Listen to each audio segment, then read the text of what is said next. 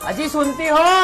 हाँ, मैं कहाँ सुनती हूँ, मैं तो बहरी हूँ, मेरे घर वाले बहरे हैं। सुनते तो सिर्फ तुम्हारे घर वाले हैं। तुम्हारी अम्मा सुनती है, तुम्हारी बहनें सुनती है, और तुम्हारी अम्मा बहनें तो इतनी सुनती है जो ना कहा वो भी सुन लेती है। कभी आपको भी ऐसा लगता है मैं बिना किसी बहुत बड़े रीजन के रिएक्शन बहुत बड़े वाला दे देती हूँ, गुस्सा बहुत बड़ा कर जाती हूँ? होता है क्या ऐसा? बात हो सकता है बहुत छोटी हो, लेकिन आपका रिएक्शन आता है इतना बड़ा। कभी आप पार्टनर पे चिल्लाते हो, कभी आप इन लॉज पे इरिटेशन शो करते हो, और उसके बाद फिर गिल्ट में धीरे धीरे मरते रहते हो, राइट? तो सच तो ये है कि ये गुस्सा आज का तो है नहीं, ये आपका ही कोई अनहील्ड पेन है, दर्द है जो अंदर स्टोर हुआ है, और उसका प्रेशर जब बनता है तो आपका लावा फूटता है आज। ऐसा नहीं है कि अब आपको पूरी जिंदगी ऐसे ही जीना है, इरिटेशन में, फ्रस्ट्रेशन में और इतने एंगर में।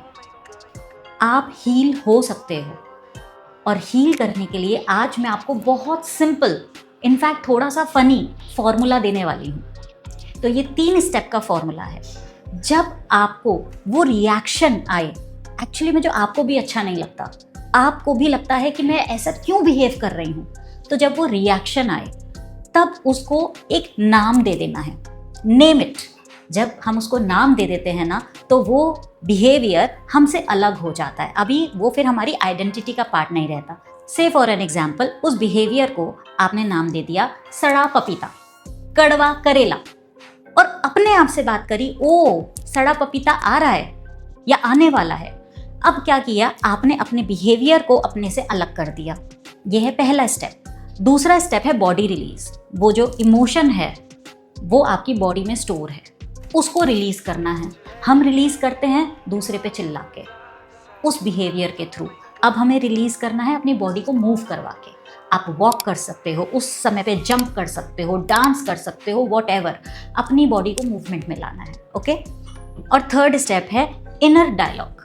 आपको अपने ही अंदर एक छोटा सा डायलॉग करना है कि जो भी हुआ पहले वो हुआ, लेकिन आज मैं अपनी करंट और प्रेजेंट स्टेट को सही करने के लिए जिम्मेदारी लेती हूँ और हील होने की शुरुआत करती हूँ। आपका गुस्सा वैलिड हो सकता है, लेकिन उसको एक सही डायरेक्शन देना बहुत ज़रूरी है, क्योंकि आप टूटने के लिए नहीं, अपनी लाइफ को क्रिएट करने के लिए बने हो। और जब आप हील होते हो तो आपके घर में केवल शांति ही नहीं, खुशियाँ फ्लो होती हैं।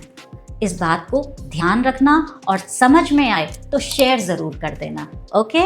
अपना ध्यान रखना।